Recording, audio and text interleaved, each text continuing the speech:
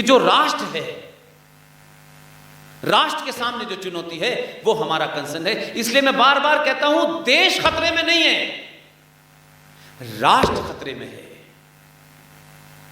और राष्ट्र इसलिए खतरे में है कि हम सबका जीवन, आज का, कल का, सुबह से लेकर शाम तक हम संविधान लेकर नहीं जीते। घर में संविधान लागू नहीं होता हमारे। हर वक्त संविधान की धारा नहीं लेके चलते कि ये धारा, पिताजी ने चाटा मारा तो धारा ये लगेगी, मम्मी ने प्यार किया तो धारा ये लगेगी। ये नहीं होता है। देश को सरकार चलाती है, उसके इंस्ट्रूमेंट चलाते हैं, राष्ट्र को समाज चलाता है। और आप समाज हैं। अगर आप अपनी संस्कृति, अपने सरोकारों, अपनी पहचान पे आपको कोई एहसास से कमतरी है, कोई इंफर्टी कॉम्प्लेक्स है, सरकारें कितनी बड़ी बन जाएं, बड़ों सारे राफेल खरीद लिए जाएं, बड़े सारे पुल बना दिए जाएं, सड़कें बन जाएं, हवाई जहाज बन जाएं, वो राष्ट्र कभी मजबूत नहीं हो सकता। इसलिए एक कोशिश की और सिर्फ इतना ही किया कि उस कैलेंडर के माध्यम से सारे तथ्यों को रख दें। लंबी लड़ाई लड़ी। कभी कभी लड़ाइयां दुनिया को लगती हैं बड़ी बेकार की हैं, लेकिन मुझे लगता है कि कुछ लड़ाई लोग अपने लिए लड़ते हैं। हमने वो लड़ाई अपने लिए नहीं लड़ी है, आपके लिए लड़ी है। पूरी पार्लियामेंट में जो पास हुआ उसको निकाला, रिजर्व बैंक ऑफ इंडिया को दिखाया जाकर के कि आप ये क्या कर रहे हैं। इसलिए मैंने कहा कि अगर आपके पास तथ्य हैं, फैक्ट हैं, तो कितनी से ताकतवर आदमी आपके साथ में झुक जाएगा। रिजर्व बैंक ऑफ इंडिया को हमने कहा कि 1957 के अंदर पार्लियामेंट की ये डिबेट है, उसके बाद ये सर्वसम्मति से पास हुआ था। भारत का कैलेंडर सत संवत से नहीं छप रहा, ये सरकार की गलती है। लेकिन रिजर्व बैंक ऑफ इंडिया के लिए सरकार इंपॉर्टेंट है या संसद में पास किया हुआ कानून इंपॉर्टेंट है? क्योंकि सरकार बदलती रहती है, जो वहां कानून पास होते हैं वो नहीं बदलते हैं। रिजर्व बैंक ऑफ इंडिया को सारे डॉक्यूमेंट दिए, वो कन्विंस हो गया और रिजर्व बैंक ऑफ इंडिया ने नोटिफिकेशन जारी किया देश के सारे बैंकों को और कहा कि जो भी bank reserve bank of India के अधीन आता है, वो भारत के किसी कोने में कोई भी नागरिक अपना चेक सत संवत की डेट से देगा तो आपको एक्सेप्ट करना पड़ेगा।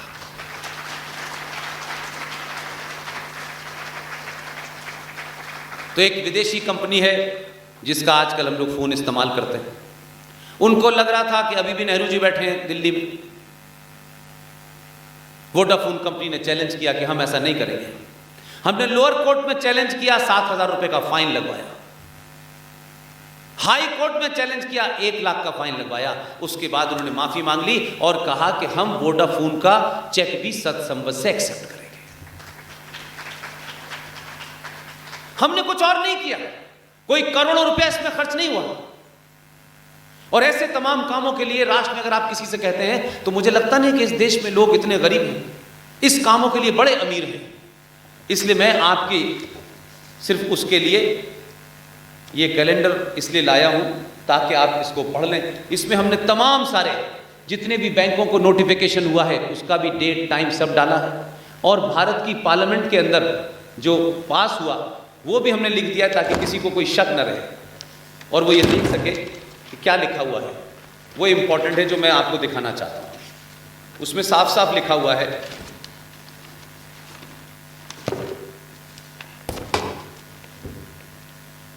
उन्होंने उसमें पार्लियामेंट के अंदर जो पास हुआ है पूरा उन्होंने डेट टाइम समेत लिखा है। और उसके बाद में हमने उनसे कहा कि भाई आप लिखें, कैलेंडर छापें, लेकिन इस कैलेंडर के अंदर कोशिश करें कि जो भारत में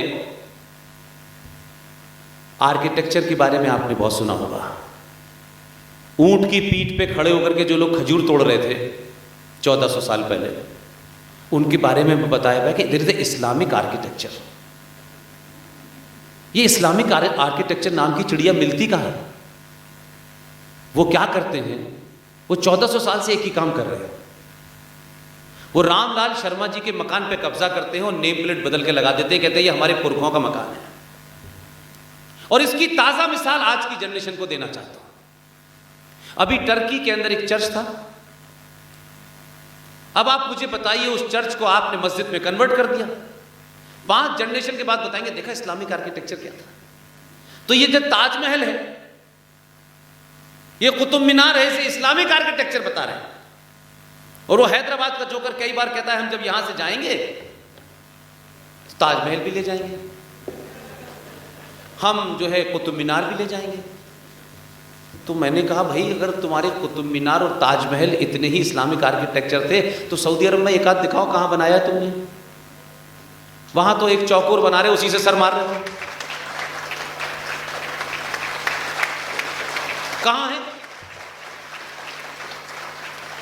तथ्यों पे बात करो ना यार, झूठ चल रहा है इस देश में। इसलिए मैंने कहा कि सत्ताओं ने अपने निजी स्वार्थ के लिए देश के इस राष्ट्र को दांव पे लगा दिया। पार्टियां आती हैं जाती हैं, हजारों सत्ताएं आई चली गई भाई। अब आप हमारे यहां अहिल्याबाई होलकर 10 साल में जिनकी शादी हुई हो, 30 साल उन्होंने इंदौर पे राज किया हो, एक बड़ी शख्सियत हो जिसके बारे में इतनी बातें बताई। तो हमारे लिए, आज के युवाओं के लिए, आज की बच्चियों के लिए, आज के नौजवान लड़कों के लिए जो संकट है वो ये है, अहिल्याबाई होलकर के बारे में नहीं बताएंगे, जीजाबाई के बारे में नहीं बताएंगे, लड़कियों को बताएंगे कि तैमूर की अम्मी ही जो है खूबसूरती की परिभाषा है। अब उन बेचारियों का कोई कसूर नहीं है, उन्होंने जिन्हीं को देखा है, तो ये खूबसूरती की परिभाषा ये समझ रहे हैं। अगर फिल्मों से भी आपको प्रोत्साहित होना है, अगर वहां से भी कोई चीज आपको लेनी है, तब भी आपके पास कम से कम 2012, 13, 14 के बाद से ऐसे इस देश में हालात बने हैं कि आप उनसे भी प्रेरणा ले सकते हैं। अगर खूबसूरती की निशानी आज की युवा किसी बच्ची को ढूंढनी है तो बाहुबली की देवसेना भी तो खूबसूरत है।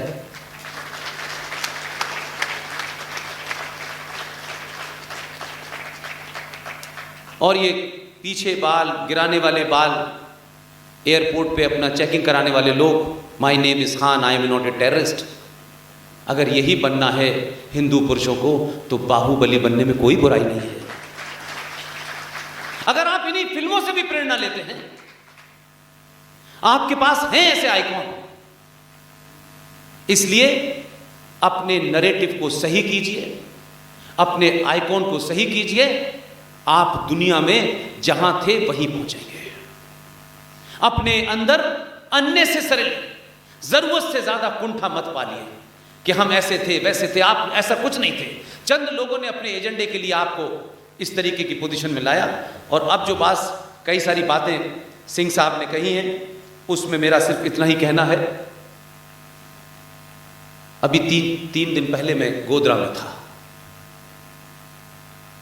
आप सब लोग गोधरा जानते हैं कहां है, पूरा देश जान गया गोधरा, उससे पहले नहीं जान रहे थे। हर घटना के पीछे इतनी बड़ी घटना होगी तब राष्ट्रवादी या सनातनी जानेंगे, ये मेरे लिए दुख का विषय है। अगर आप इतना स्लो चलेंगे, जो ताकतें पिछले 1400 साल से इस फलसफे पे चल रही हैं कि एक पैगंबर की देख रेख में एक युद्ध लड़ा जाएगा, ये मैं नहीं कह रहा, उनकी हदीस कहती है, जो इंटरप्रिटेशन है कुरान की, वो ये कहती है कि जब तक भारत की भूमि पर इस्लामिक झंडा कंप्लीटली नहीं फैल जाता, यानी गज़वाए हिंद की स्थापना नहीं हो जाती, तब तक ये लड़ाई जारी रहेगी। ये जो लोग कश्मीर की घटना को देख रहे हैं और कह रहे हैं कि कश्मीरी पंडित ही तो मरे हैं यार, 2500 ही तो मरे हैं, 5 लाख ही तो भाग के गए हैं, ये कश्मीरी हिंदू पंडित नहीं मरे हैं। ये 5 लाख कश्मीरी हिंदू पंडितों का उनकी पूजा पद्धति के कारण जो पलायन हुआ है, ये नहीं है, ये गज़वाए हिंद का एक मुसलसल चलने वाला सिलसिला है।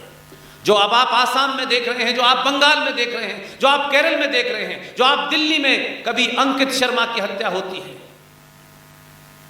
कभी निकिता की हत्या होती है, यह सिलसिला बदस्तूर जारी है। रामपुर नहीं रहा, संबल नहीं रहा, मुरादाबाद नहीं रहा, आजमगढ़ नहीं रहा, अलीगढ़ नहीं रहा, ये तमाम शहरों की जनसंख्या 70% क्रॉस कर गई है। ये जो एक साइलेंट बीमारी है जो पता नहीं चलती और हम लोग कहते हैं नहीं नहीं कुछ हुआ नहीं है, कुछ हुआ नहीं है, ये डायबिटीज की तरह है। और जब आपको पता चलता है, जब आप होश संभालते हैं, तब तक आपके हाथ से बहुत सारी चीजें निकल जाती हैं। 71 में जब भारत और पाकिस्तान के बीच में युद्ध हो रहा था, इसलिए मैं कहता हूं सिर्फ आपको ध्यान देना है, उन्होंने कोई चीज आपसे नहीं छुपाई, वो कोई चीज छुपा के नहीं कर रहे, हमारे देखने का चश्मा जो है उसका नंबर गलत है, वो खुल्लम खुल्ला कह रहे हैं। और इंदौर के लोगों को तो इसलिए पता होना चाहिए कि आप ही के शहर का एक बहुत ही खूबसूरत शायर था जिसकी भी हाल में मौत हुई है, आप ही के शहर का था, वो तो खुलेआम आपसे बात कर रहा था, आप सुनने नहीं चाहते थे। उसमें उसकी गलती नहीं है भाई, वो अपने इरादे, अपने मंसूबे बहुत दिन से लगातार कह रहा था, आप सुनना नहीं चाहते थे।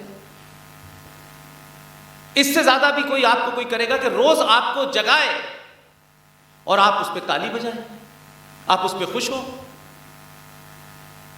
और आपको ये लगने लगे नहीं नहीं भाईचारा है। कश्मीर में भी बड़ा भाईचारा था, कश्मीरियों को भी बड़ी आदत थी भाईचारे की, ये किस दिन चारा हो गए पता ही नहीं चला।